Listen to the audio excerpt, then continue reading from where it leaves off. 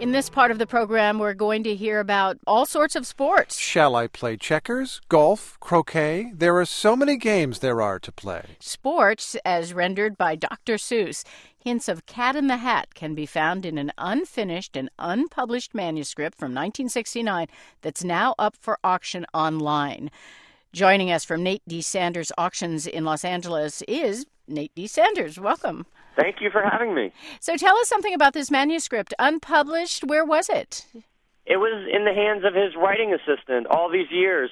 It was never before known original children's book manuscript by Dr. Seuss with his hand doodles, hand-drawn characters playing tennis, sitting in a chair with great Dr. Seuss rhymes that you would only expect from Dr. Seuss. Well, I'm going to ask you about the rhymes in a moment, but I'm looking at some of the illustrations, and they are quite primitive.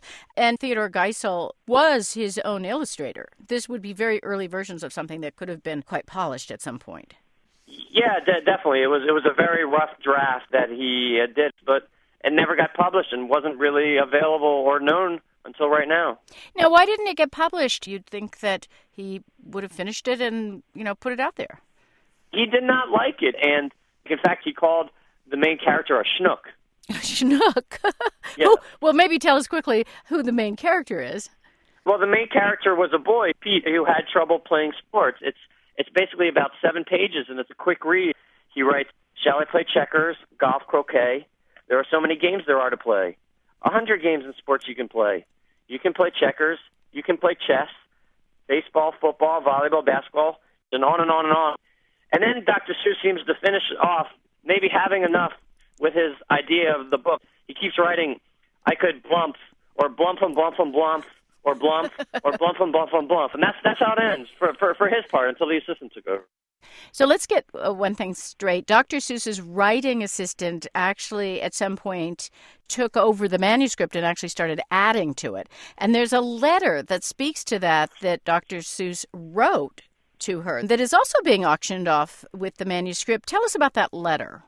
Okay, the date of the letter is July 11th, 1983, and he writes in part, "What in my opinion is wrong with this story is that despite the greatness of Pete as a stellar athlete hero, the negative image of him flubbing and unable to catch any ball at will make him a schnook.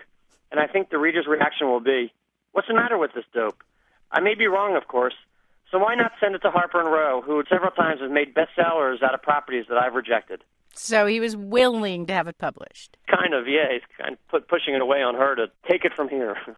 Last we checked, the auction was at $21,000, and it closes later today. Do you have any sense of what it's going to end up going for, this manuscript?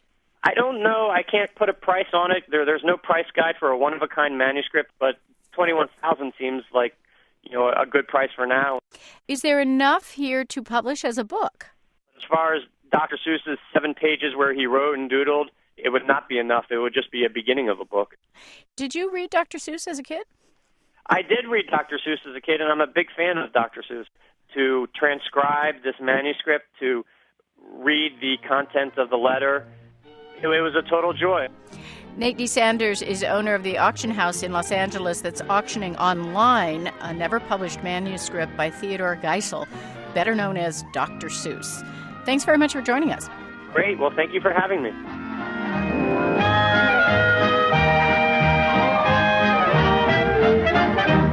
This is NPR News.